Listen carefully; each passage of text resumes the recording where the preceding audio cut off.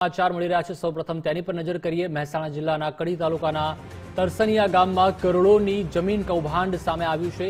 Survey number 333ની આશરે 5.5 વીઘા જમીન પર વર્ષોથી પ્રાથમિક શાળા, આંગણવાડી તેમજ પ્રાચીન મહાદેવ મંદિર અને 500 જેટલા ગરીબ પરિવારોના રહેણાંક મકાનો આવેલા છે। તેમ છતાં અમદાવાદના બિલ્ડર મિલન પટેલે આ જમીનનો વેચાણ દસ્તાવેજ પોતાના નામે કરાવી લીધો હતો। પૂર્વ ધારાસભ્ય અને જિલ્લા કોંગ્રેસ પ્રમુખ બળદેવજી ઠાકોરે બિલ્ડર ઉપર આક્ષેપ કર્યા છે। सब रजिस्ट्रार અને રેવન્યુ અધિકારીઓ સાથે મળીને આ કૌભાંડ આચર્યું છે। ખોટા ફોટા અને સાક્ષીઓ બતાવીને 20 થી 25 કરોડની આ કિંમતી જમીન હડપવાનો પ્રયાસ કરાયો છે। ત્યારે ઘટનાની જાણ થતાં જ કડી પ્રાંત અધિકારી અને મામલતદાર માધવી પટેલની ટીમે ત્વરિત કાર્યવાહી કરી છે, જેમાં સ્થળ તપાસ અને પંચનામું કરાયું છે। 333 દસ્તાવેજ થયેલો છે અને એમને અમે મિલન પટેલના અમે ઓફિસે ગયેલા। અમને એવી કબૂલાત કીધું હતું કે ભાઈ કે તમે આ વસ્તુ અમે તમને મંગળવારે સોમવારે અમે તમને રજૂઆત કરીશું। અમને કોઈ પણ રજૂઆત કરી નથી, અમને કોઈ જાણ કરી નથી। પછી અમે અમારા ગામવાળા ભેગા થયા પછી અમે રજૂઆત કરી ભાઈ આ વસ્તુમાં કોઈ પણ નિકાલ થવાનો કોઈ શક્યતા નથી, છતાં પણ આપણે કોઈ બધા ગામના શું કરીશું, શું આયોજન કરીશું, ભાઈ અમે આ વસ્તુ કરવાનું છે। આ 333ની અંદર સ્કૂલ આવેલી છે, મહાદેવ આવેલું છે, આંગણવાડી આવેલી છે અને અમારા મકાનમાં એક પણ 10-15 મકાનની કોઈ પર જઈ શકે એવી ગણતરી છે। મેં મામલતદારને ફોન કર્યો, મેં કલેક્ટરને ફોન કર્યો। હું અભિનંદન આપીશ પ્રાંત અધિકારીને। શું કહું છું કે અભિનંદન આપીશ પ્રાંત અધિકારીને કે 1976માં થયેલો હુકમની અમલવારી આ કોઈ મામલતદારે કરી નહોતી।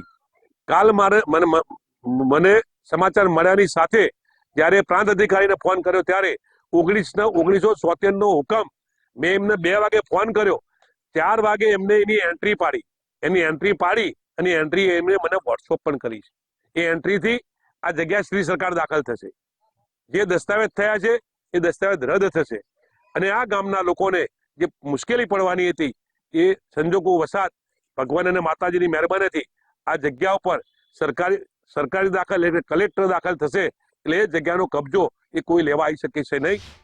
જે અમારી વિગતો ધ્યાનમાં આવી એ સંદર્ભે સરકાર ઓફિસર્સની રેવન્યુ તલાટીશ્રીને અમે સ્થળ સ્થિતિનો હકીકતલક્ષી અહેવાલ અને પંચનામું કરવા માટે અમે અત્યારે એમને સ્થળ ઉપર મોકલ્યા છે।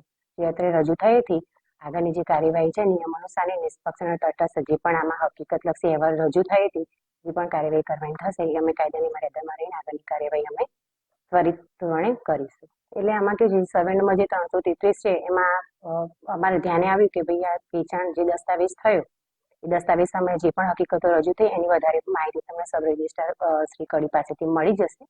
અને આજે આપ કહો છો એ હકીકતો સાચી છે કે ભાઈ ત્યાં મહાદેવ ટેમ્પલ છે, પ્રાથમિક શાળા છે અને જે લોકો છે ત્યાં વસવાટ કરે છે। એટલે આપણે આ વસ્તુ જ્યારે ધ્યાને આવી અમારા ત્યારે અમે સ્થળ સ્થિતિનો હકીકતલક્ષી અહેવાલ કરવા માટે અમે રજૂ કરવા માટે સર્કલના તલાટી જે અમારા રેવન્યુ તલાટી છે એમને ત્યાં સ્થળ ઉપર મોકલી આપેલ છે।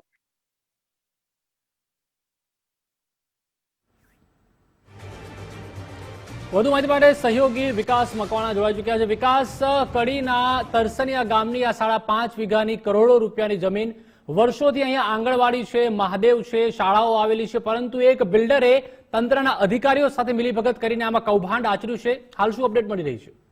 બિલકુલ આ બતાવે છે આખી ઘટના કે કેવી રીતે બિલ્ડરો અને કેટલાક એવા ભ્રષ્ટ અધિકારીઓ એમની મિલીભગતના કારણે જે લોકોની જમીન છે, જે ત્યાંના ગરીબ પરિવારના લોકો છે એમને પોતાની જમીન કે પછી જ્યાં બાળકો ભણી શકે પ્રાથમિક શાળા કે પછી મહાદેવનું મંદિર હોય એ તમામ જગ્યા એક બિલ્ડર એ પોતે હડપી લેવાનો આખો એણે કારસો રચ્યો। ન માત્ર કારસો રચ્યો પરંતુ એમાં એમણે છેડછાડ પણ કરી આ સરકારી ડોક્યુમેન્ટમાં અને એમાં પણ છેક આટલા સમય બાદ હવે જાણવા મળે છે કે એણે 1976નો જે રેકોર્ડ હતો એમાં એણે છેડછાડ કરી। તો આ તો જે જાગૃત લોકો છે, સમાજના આગેવાનો કે પછી કોઈ રાજકીય પક્ષ સાથે સંકળાયેલ નેતા એ તમામ બહાર આવ્યા, એમણે મુદ્દો ઉઠાવ્યો અને અહીંયાની જે સ્થાનિક અધિકારીની ટીમ છે, પ્રાંત અધિકારી હોય કે મામલતદાર, એમને પણ એમની કામગીરીને પણ સલામ કે એમણે પણ એક્ટિવલી આ આખી બાબતમાં એમણે કડકાઈથી કામ કર્યું, સાથે સાથે એમાં એમણે જોયું કે જ્યાં પણ બેદરકારી થઈ છે સીધી બહાર લાવવામાં આવીને હવે આખી આ જમીન સરકાર શ્રી થવા જઈ રહી છે. પણ સવાલ એ થાય કે અધિકારી કોણ છે, કયા આવા ભ્રષ્ટ અધિકારી છે કે જેણે રૂપિયા લઈને અથવા તો કોઈ પણ એવી ભેટ લઈને બિલ્ડરને આવો ફાયદો કરાવી દીધો ને આવા હજારો એવા લોકો છે જેમને આવી આ જમીન હડપવામાં આવી રહી છે. અને આ તો એકમાત્ર ઉદાહરણ છે.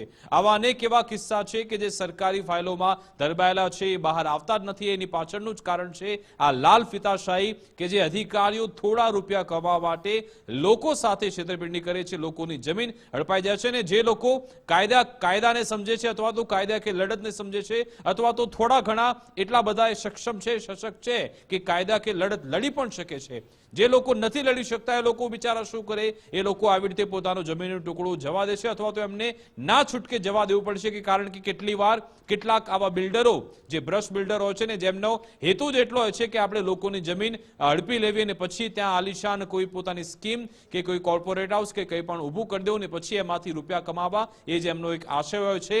પણ જે ગરીબ લોકો છે જેમને આવા હેરાન કરવામાં આવે છે, શું આ કેસમાં જે કહેવામાં આવી રહ્યું છે બિલ્ડર મિલન પટેલ જો એણે ખોટું કર્યું છે તો શું એની સામે કોઈ કાર્યવાહી થશે? જે અધિકારીઓ અથવા તો જે પણ કર્મચારી, જે પણ સરકારી કર્મચારી હોય કે પછી આખી સિસ્ટમમાં જે મિડલમેન હોય કે એજન્ટ હોય, એમાંથી કોણે કોઈએ શું આમાં કટકી ખાધી છે, કોણે બેદરકારી કરી છે, એ શું તમામ સામે કાર્યવાહી થશે? એક મોટો સવાલ છે. અત્યારે તો આખી આ જમીન સરકારશ્રી થવા જઈ રહી છે. જો કે આ એક ઉદાહરણ એ પણ આપે છે કે જો અધિકારીઓ પ્રમાણિકતાથી કામ કરે તો આપણી સિસ્ટમમાં જે બદીઓ છે તે દૂર. તમે જુઓ કે જે ભૂલ કરનાર પણ પૂર્વ અધિકારી હતા અને બધું બહાર લાવનાર પણ અધિકારી છે, એ પ્રાંત અધિકારીઓ કે મામલતદારો કે ભાઈ કચેરી સાથે સંકળાયેલ જે પણ કર્મીઓ, એ તમામે પ્રામાણિકતાથી કામગીરી કરીને આખું આ કૌભાંડ બહાર આવ્યું. એટલે કે એક બાજુ લોકોની જાગૃતતા અને અધિકારીઓની પ્રમાણિકતા, જો આવી રીતે કામગીરી થાય તો પછી સિસ્ટમનો આખો આ સડો દૂર થઈ શકે છે. તમામ લોકોએ જાગૃત થવું જોઈએ. સરકારે આવા કિસ્સામાં વધારે કડક થવાની જરૂરિયાત છે. ને ભલે માલેતુજાર વ્યક્તિ કેમ ન હોય, ભલે એવા શ્રીમંત કે બિલ્ડર, મોટા બિલ્ડરો કેમ ન હોય, મોટા માથા કેમ ન હોય, એની સામે કડક કાર્યવાહી થવી જરૂરી છે. તો જ એક દાખલા રૂપી એક ઉદાહરણ સામે આવે અને પછી આ રીતનું કૌભાંડ કરતા લોકો વિચારે એ પ્રમાણેની સજા આ કેસમાં થવી જોઈએ. કેસમાં ન્યાય થવો જરૂરી છે. અને આવા ઘણા બધા એવા પ્રકરણ હશે કે જેમાં લોકોની જમીન છીનવાઈ ગઈ હશે, લોકોના આશાના છીનવાયા હશે, આવી રીતે છેતરપિંડી થઈ હશે. આશા રાખીએ કે એક બાદ એક આવી રીતે તમામ પ્રકરણ સામે આવે ને જે જવાબદારો છે એની સામે કાર્યવાહી થાય. પ્રતિભાવ. આભાર વિકાસ, માહિતી બદલ. તો જે રીતે શાળા આંગણવાડી રહેણાંક વિસ્તારની જમીનનો બારોબાર વહીવટ કરી નાખ્યો અમદાવાદના આ બિલ્ડર છે. સરકારી રેકોર્ડમાં છેડછાડ કર્યાનો પણ પૂરેપૂરો આરોપ લાગ્યો છે. રેકોર્ડમાં છેડછાડ કરીને 5.5 વીઘા જે કરોડો રૂપિયાની આ જમીન છે તેમાં કૌભાંડ આચરવામાં આવ્યું છે. 1976ના રેકોર્ડ શોધવામાં આવ્યા છે. હવે શું કાર્યવાહી થાય છે તે પણ જોવાનું રહેશે.